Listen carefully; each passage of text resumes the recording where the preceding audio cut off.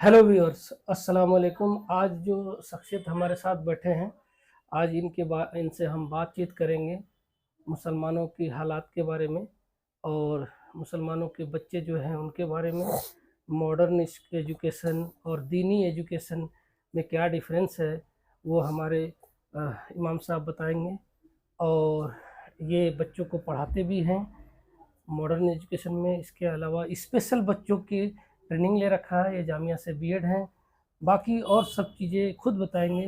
अस्सलाम वालेकुम वालेकुम सर, सलाम। अपने बारे में अपनी जानकारी दीजिए। क्या क्या आपने किया है, क्या पढ़ाई की है, कहाँ से फारिग हैं, बताइए। वालेकुम सलाम व रहमतुल्लाहि व बरकातहू। सबसे पहले मैं सर का शुक्रिया अदा करूँगा कि इन्होंने मुझे यहाँ अपने यहाँ बुलाया, मुझे दीनी जो तालीम है उससे रिलेटेड समझने के लिए।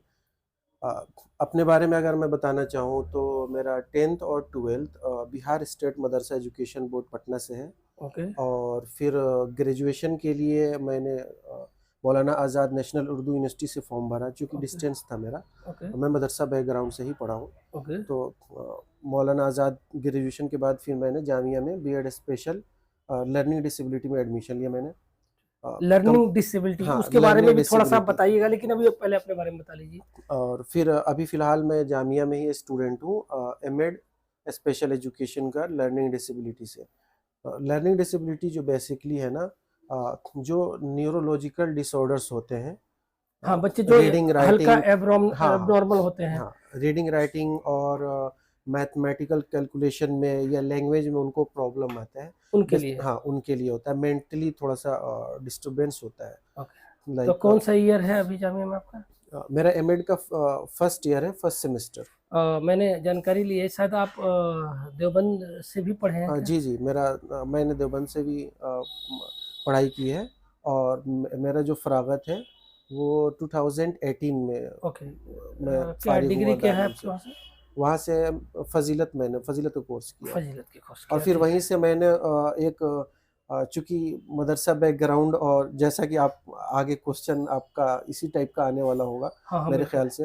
तो मदरसा बैकग्राउंड और जो दुनियावी तालीम है हाँ, उसको जोड़ने के लिए मैंने पहले से ही एक प्री प्लान किया हुआ डिप्लोमा इन आपने। इंग्लिश लैंग्वेज एंड लिटरेचर का कोर्स दारुल से ही कंप्लीट किया इंशाल्लाह मैंने। अभी उस पर बात करेंगे। जी, हमारा बेसिक पहला यही है कि आप चूँकि वहाँ से फ़ारिग हो चुके हैं, जी, मुझे ती 2 चीज़ें बताइए कि जो बच्चे मदरसा में एट ए टाइम अभी पढ़ रहे हैं जी। और जो पढ़ के फ़ारिग होंगे, उनको वहाँ और बाहर आने पे कौन-सी प्रॉब्लम सबसे ज़्यादा फ़ेस करनी पड़ती है? उस पे हाइलाइट कीजिए।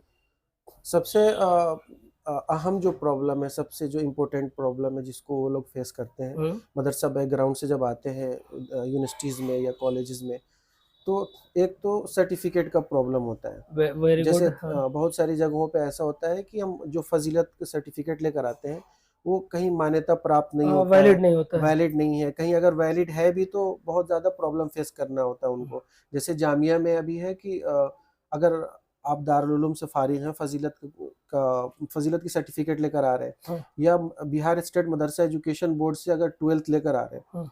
तो जामिया वाले उनको परेशानी का सामना करना पड़ता है जामिया में ओह! आकर।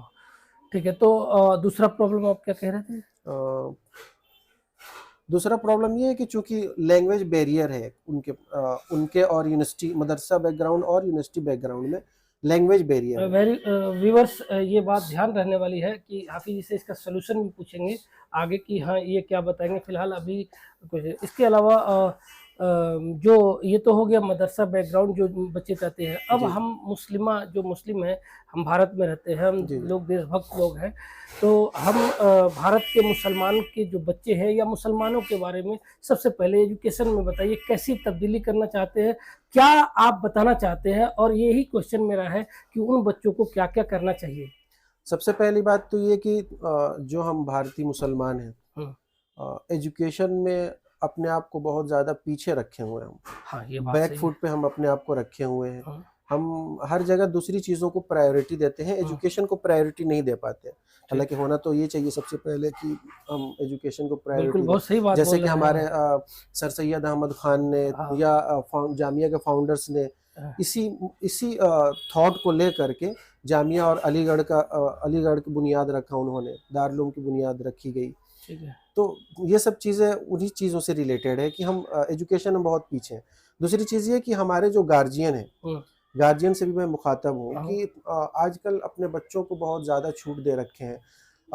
ठीक है, छूट देना गलत चीज़ नहीं है, हाँ, आज़ादी तो सबको प्यारी होती है, अच्छी चीज़ है ये। हाँ, लेकिन आज़ादी को हम गलत डिफ़ाइन करते हैं। हाँ। जैसे हम अपने बच्चों को मोबाइल दे देते हैं और वो दिन-रात उसी मोबाइल में इन्वॉल्व रहते हैं। बिल्कुल सही बात है। तो और इसका इन्वॉल्वमेंट जो होता है हाँ, उनका वो पॉजिटिव पहलू में नहीं होता है। अक्सर व बेशतर जो गेम में इन्वॉल्व रहते हैं या फिर वो एजुकेशन से हटकर इन्वॉल्व रहते हैं। अगर एजुकेशन में इन्वॉल्व हैं तो कोई प्रॉब्लम नहीं है। जैसे कि मैंने देखा है नीट जो क्वालीफाई करने वाले बच्चे रहते हैं, जेईई मेंस की तैयारी करते हैं, प्रिपरेशन करते हैं, तो बहुत सारे ऑनलाइन प्लेटफ़ॉर्म्स हैं जहाँ से वो ऑनलाइन एजुकेशन लेते हैं। तो ये अच्छी चीज़ है लेकिन उसको मिसयूज़ बहुत ज़्यादा कर रहे हैं। ये ध्यान देने वाली है कि बच्चों को जब हम मोबाइल देते हैं पढ़ने के लिए तो उसका मिसयूज़ करते हैं। आप गार्जियन को क्या सजेस्ट करना चाहेंगे? और बच्चों को पहले बच्चों को बताइए कि किस चीज़ पे कंट्रोल करें?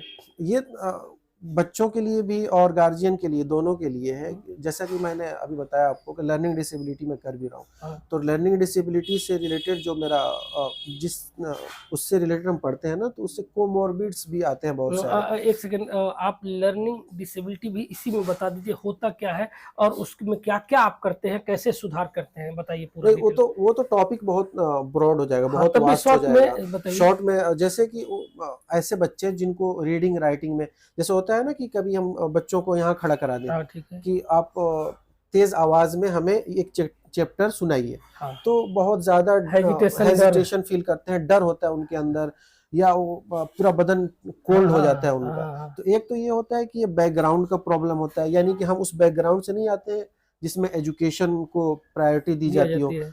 जैसे गाँव देहात होता है, हाँ, ठीक है। एक तो ये होता है कि हम तो अच्छे फैमिली से हैं, एजुकेटेड फैमिली से हैं, हाँ, लेकिन फिर भी हमें प्रॉब्लम इस तरह का शो हो रहा है, हाँ। तो फिर वो लर्निंग डिसेबिलिटी में ही शुमार किया जाता है। और फिर उस पे काम किया हाँ, जाता है। उसमें रीडिंग का भी प्रॉब्लम हो सकता है, राइटिंग का प्रॉब्लम हो सकता है, बहुत कुछ हम बच्चों को इंटरवेंशन देते हैं, रीडिंग और राइटिंग और मैथमेटिकल कैलकुलेशन से, लैंग्वेज से रिलेटेड।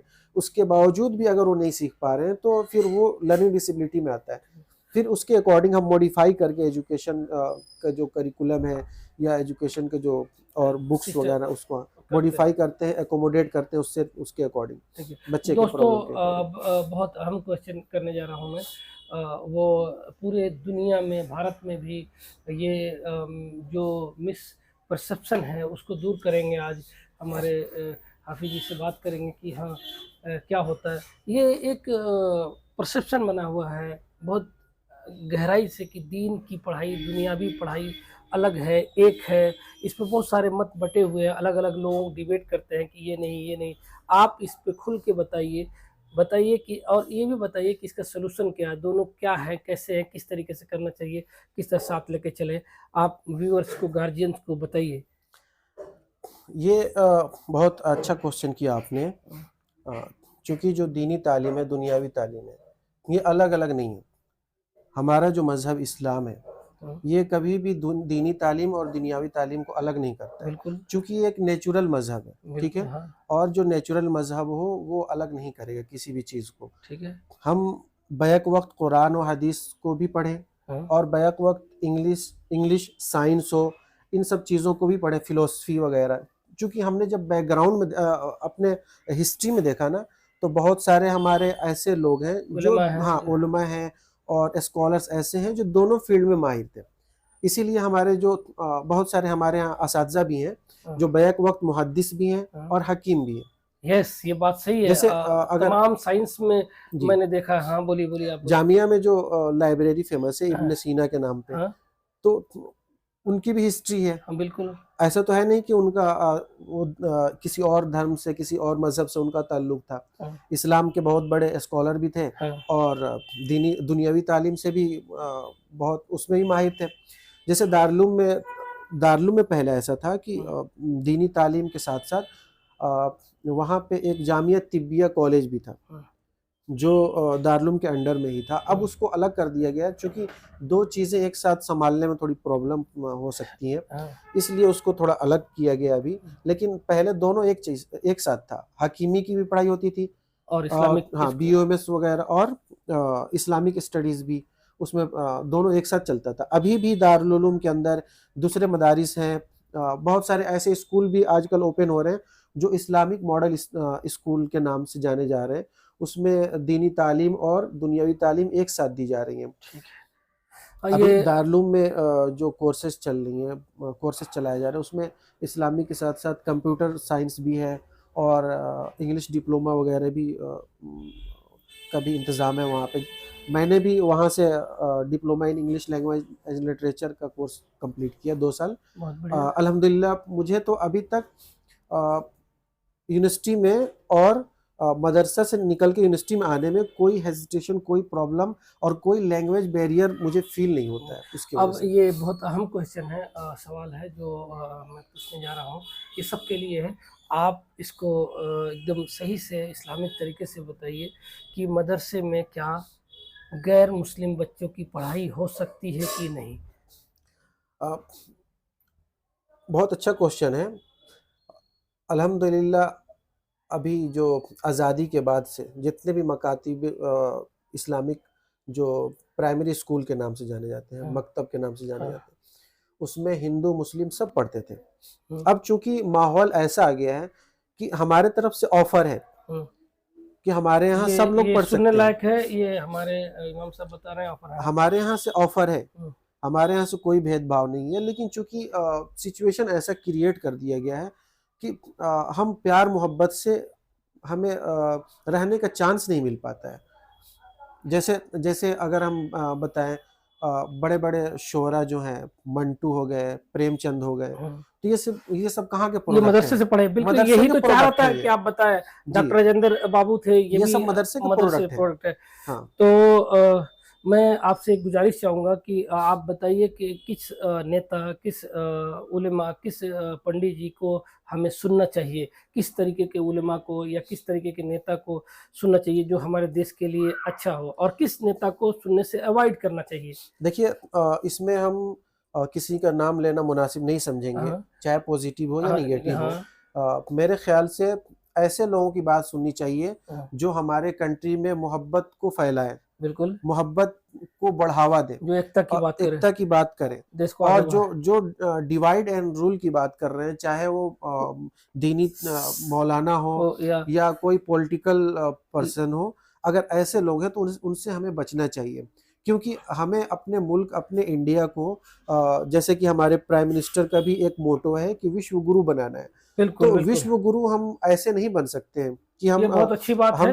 अपने आप को डिवाइड करके चलें और इंडिया को आगे बढ़ाने की कोशिश करें, ऐसा नहीं हो मतलब सबको सकता है। साथ लेके चलना सबको चाहिए। साथ लेके चलना पड़ेगा। और अल्हम्दुलिल्लाह हमारे कंट्री में जो मुस्लिम हैं और हिंदू भाई हैं, दूसरे मज़हब के जो लोग हैं, बहुत समझदार हैं और इस चीज़ को समझते हैं और मिल-जुल कर रहते भी हैं। लेकिन ख़ैर सिचुएशन इस सिचुएशन तरह है, ठीक है। क्रिएट कर दिया अब जाता है। अगला हमारा ये बिहार का इलेक्शन हो रहा है। आप भी शायद बिहार से ही हैं। जी, जी। तो मैं ये तो नहीं कहूँगा किसको वोट देना, लेकिन बिहार के लोगों को, जो वोटर्स हैं, उनको क्या संदेश है?